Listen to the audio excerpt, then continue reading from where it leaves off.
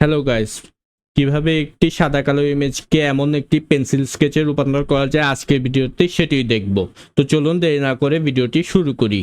তো প্রথমেই আমরা ছবিটিকে কপি করে নেব। কপি করার জন্য আমরা ছবিটিকে টেনে এখানে প্লাস চিহ্নতে ক্লিক করলেও আমাদের ছবিটি কপি হয়ে যাবে, বা কিবোর্ড থেকে Ctrl+J দিলেও ছবিটি কপি হয়ে যাবে। কপিকৃত ছবিটিকে আমরা ইনভার্স করে নিব। ছবিটিকে ইনভার্স করতে আমরা কিবোর্ড থেকে Ctrl+I চিপ দিলে ছবিটি ইনভার্স হয়ে যাবে। ইনভার্সকৃত ছবিটি আমরা কালার ডজ করে নিব। তার জন্য আমরা এই নরমাল থেকে গিয়ে কালার ডজ করে নিব। কালার ডজ করার পরেই আমরা দেখব যে ছবিটি একদম সাদা হয়ে গেছে, কিন্তু চিন্তা করার কোনো কারণ নেই। আমরা যাব ফিল্টারে, ফিল্টার থেকে যাব ব্লারে, ব্লার থেকে যাব গ্লসন ব্লারে। গ্লসন ব্লারে যেতেই আমরা দেখব আমাদের ছবিটি একদম পেন্সিল স্কেচের মতো হয়ে গিয়েছে।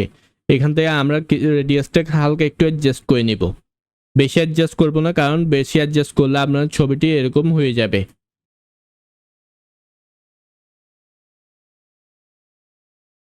এতটুকু আমার জন্য পারফেক্ট।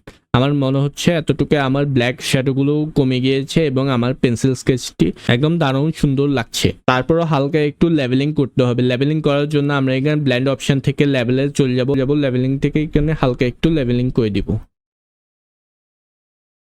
আমাদের স্কেচটি কমপ্লিট হয়েছে, কিন্তু আমাদের স্কেচটি আলাদাভাবে রয়েছে। এটাকে আমাদের একসাথে করার জন্য কিবোর্ড থেকে Ctrl+Alt+Shift দিয়ে দিলে হয়ে যাবে।